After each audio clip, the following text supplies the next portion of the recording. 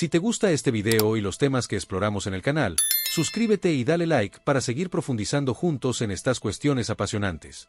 Hoy nos adentramos en un tema polémico: ¿debe una mujer volverse hombre para entrar al reino? Lo que dice el Evangelio de Tomás.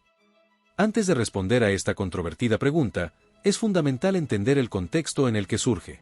Para ello, vamos a explorar en profundidad el contenido, el origen y el rechazo del Evangelio de Tomás, un texto apócrifo que ha generado intensos debates desde su descubrimiento. Acompáñame en este análisis para descubrir qué hay detrás de estas palabras y cuál es su verdadero significado. Comenzamos.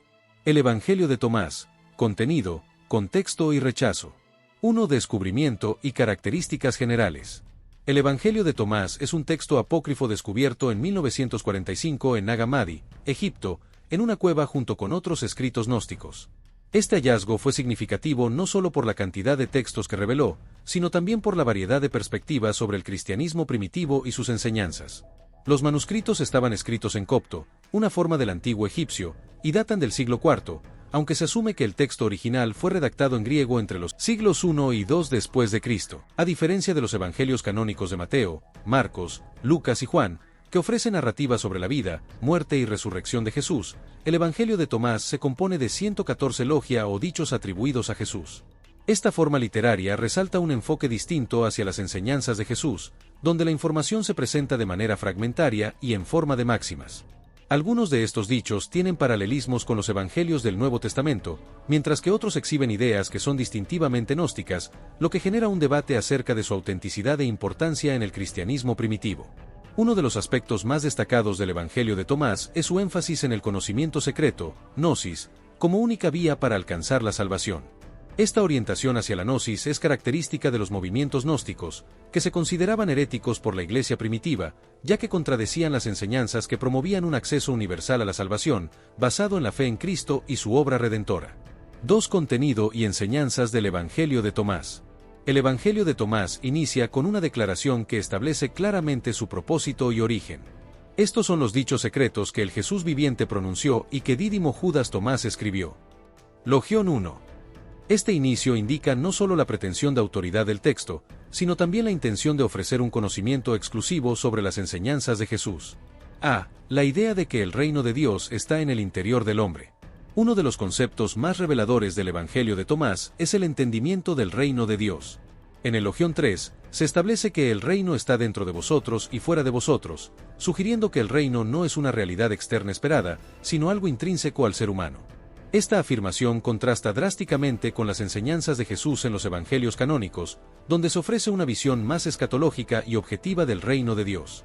En Mateo 3:2, Jesús llama a la gente al arrepentimiento porque el reino de los cielos se ha acercado, lo que implica que este es un evento futuro y en parte una realidad externa.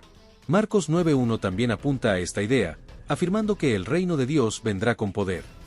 La confrontación entre estas ideologías pone en evidencia la divergencia de pensamiento entre el cristianismo gnóstico y el cristianismo ortodoxo. B. El rechazo de la jerarquía y la iglesia organizada. El Evangelio de Tomás parece cuestionar la dependencia de una autoridad religiosa para la comprensión espiritual. Un logión significativo dice: si un ciego guía a otro ciego, ambos caerán en un hoyo. Logión 34. Esta enseñanza podría interpretarse como una advertencia contra la confianza ciega en líderes religiosos, sugiriendo que la búsqueda de la verdad es una responsabilidad personal y directa. En contraste, muchas comunidades cristianas a lo largo de la historia han enfatizado la necesidad de una estructura eclesiástica para preservar y transmitir la enseñanza de Jesús. Escritos del Nuevo Testamento, como las cartas de Pablo, sugieren un énfasis en la comunidad, la enseñanza y el liderazgo dentro del cristianismo primitivo. Esto plantea una cuestión fundamental. ¿Es el reino de Dios algo que debe buscarse individualmente o dentro de una comunidad organizada? La mujer debe convertirse en hombre para entrar al reino. Uno de los logios más controvertidos es el Logión 114, donde Simón Pedro expresa que María se aparte de nosotros, porque las mujeres no son dignas de la vida. La respuesta de Jesús es provocativa: mira, yo mismo la guiaré para hacerla varón, para que ella también se convierta en un espíritu viviente semejante a vosotros, los varones. Este pasaje ha dado lugar a un intenso debate sobre la opinión del Evangelio de Tomás respecto al género. La idea de que una mujer debe transformarse en hombre para alcanzar el reino del cielo refleja un pensamiento profundamente influenciado por una concepción dualista y jerárquica del género, en la que lo masculino se asocia con lo espiritual y lo femenino con lo material. En muchas corrientes gnósticas, y en la filosofía clásica de la antigüedad, como la de Aristóteles, la mujer era vista como un ser inferior, incompleto y más vinculado a la corporeidad y la pasividad que el hombre. Esta visión reflejaba la creencia de que las mujeres estaban espiritualmente atrapadas en la materialidad, y por lo tanto, su salvación requería una transformación en el varón, quien representaba el estado ideal de la espiritualidad. Esta concepción de la mujer como inferior, ligada a la materia y la carne, muestra que la masculinidad era considerada necesaria para alcanzar la plenitud espiritual. Este enfoque contrasta con la enseñanza de Pablo en Gálatas 3:28, donde se afirma que en Cristo no hay judío ni griego, no hay esclavo ni libre, no hay hombre ni mujer, porque todos vosotros sois uno en Cristo Jesús. Mientras que la visión gnóstica implica una jerarquía de género donde lo masculino es visto como el ideal para la salvación, la enseñanza paulina aboga por la igualdad entre hombres y mujeres en el ámbito espiritual. La diferencia conceptual entre ambas visiones revela las tensiones que existían en las primeras comunidades cristianas, y las diferentes interpretaciones sobre la igualdad espiritual en el contexto de las estructuras sociales de la época. 3. Datación y contexto histórico. La datación del Evangelio de Tomás ha sido objeto de debate entre los estudiosos, y han surgido dos hipótesis principales. Hipótesis temprana. 50 asciéndese. Algunos académicos sostienen que este Evangelio podría haber sido una de las primeras colecciones de dichos de Jesús, compuesta dentro de un contexto contemporáneo a los Evangelios sinópticos. Esta perspectiva se basa en la posibilidad de que las tradiciones orales sobre Jesús fuesen recopiladas en un texto escrito relativamente temprano, reflejando así ideas anteriores al desarrollo del cristianismo como religión institucional.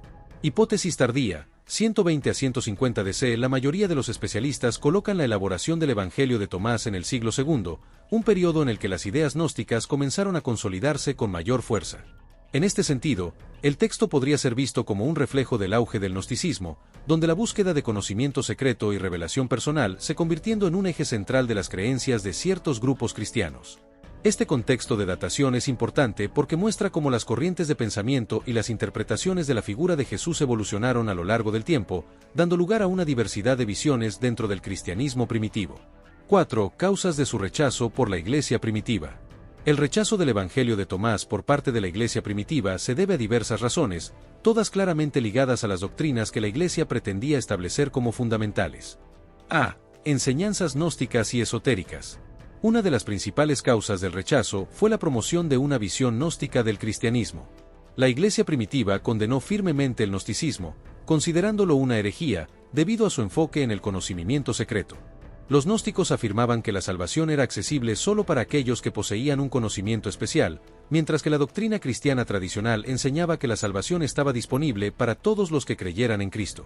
Pablo advierte en Colosenses 2:8, mirad que nadie os engañe por medio de filosofías y huecas sutilezas, conforme a las tradiciones de los hombres y no según Cristo.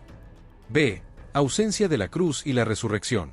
Otro elemento crucial que contribuyó al rechazo del Evangelio de Tomás fue su omisión de la crucifixión y la resurrección de Jesús. Estos eventos son vistos como la columna vertebral del mensaje cristiano y esenciales para el entendimiento de la salvación. En 1 Corintios 15:17, Pablo declara con énfasis, si Cristo no ha resucitado, vuestra fe es vana, aún estáis en vuestros pecados.